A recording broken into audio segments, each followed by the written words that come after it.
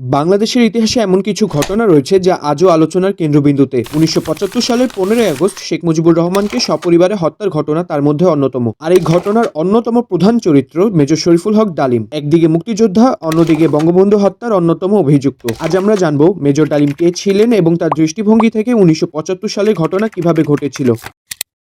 শরীফুল হক ডালিম ১৯৪৬ সালে ব্রিটিশ ভারতের এক মুসলিম পরিবারে জন্মগ্রহণ করেন। স্কুল এবং কলেজ জীবন শেষে তিনি পাকিস্তান বিমান বাহিনীতে যোগ দেন। ১৯৬৫ সালের পাক ভারত যুদ্ধের পর তিনি বিমান বাহিনী থেকে সেনাবাহিনীতে স্থানান্তরিত হন এবং তার সামরিক দক্ষতা দিয়ে তিনি দ্রুতই পরিচিতি লাভ করেন। ১৯৭১ সালে মুক্তিযুদ্ধের সময় পাকিস্তানি শাসনের প্রতি তার বিদ্রোহ ছিল তার জীবনের বড় একটি বাঁক। তিনি পাকিস্তান থেকে পালিয়ে এসে মুক্তিযুদ্ধে যোগ দেন এবং বীরত্বপূর্ণ ভূমিকা রাখেন। তার অসাধারণ সাহস ও কৃতিত্বের জন্য তিনি বীর উত্তম খেতাবে ভূষিত হন। তবে ২০২১ সালের ৬ জুন বঙ্গবন্ধু হত্যা মামলায় মৃত্যুদণ্ড প্রাপ্ত হওয়ায় তার খেতাব বাতিল করা হয়।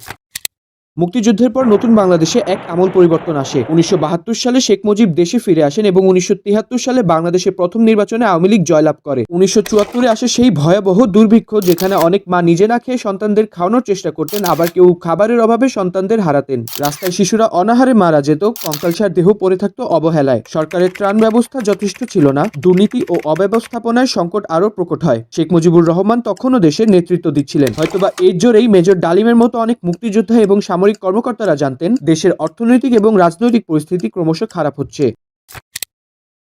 ডালিম এবং তার সহকর্মীরা শেখ মুজিবের নেতৃত্বে দেশ চালানোর পদ্ধতি নিয়ে তীব্র হতাশ ছিলেন। বিশেষ করে ১৯৭৫ সালে বাকশাল গঠন এবং সব রাজনৈতিক দল বিলুপ্ত করার সিদ্ধান্ত তাদের মনে ক্ষোভের জন্ম দেয়। মেজর ডালিম এবং তার সহযোদ্ধারা ১৫ই আগস্টের অভ্যুত্থানকে একটি রাষ্ট্রীয় বিপ্লব হিসেবে দেখেছিলেন। তাদের মতে এটি ছিল দেশের ভবিষ্যৎ রক্ষার একটি প্রয়োজনীয় পদক্ষেপ। তবে এই হত্যাকাণ্ডে যে রাজনৈতিক শূন্যতা তৈরি হয়েছিল তা বাংলাদেশের জন্য দীর্ঘস্থায়ী প্রভাব ফেলে। মেজর ডালিম নিজেই উল্লেখ করেন, আমরা যখন এই সিদ্ধান্ত নিলাম তখন জানতাম এই কাজটা সহজ হবে না, কিন্তু আমরা বিশ্বাস করতাম এই একটি কাজ দেশকে নতুন পথ দেখাবে।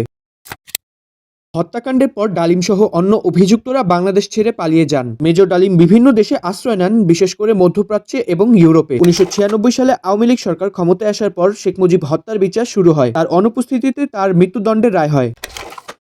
মেজর ডালিমের জীবন একটি জটিল ধাঁধার মতো। তিনি একজন মুক্তিযোদ্ধা, কিন্তু তার নাম জড়িয়ে আছে বাংলাদেশের ইতিহাসের সবচেয়ে বিতর্কিত অধ্যায়। তার দৃষ্টিভঙ্গি থেকে ১৯৭৫ সালের ঘটনাগুলো হয়তো এক ধরনের রাজনৈতিক প্রয়াস ছিল দেশকে নতুন পথ দেখানো। এই বিষয়ে আপনাদের মন্তব্য আমাদের চাইলেই জানাতে পারেন।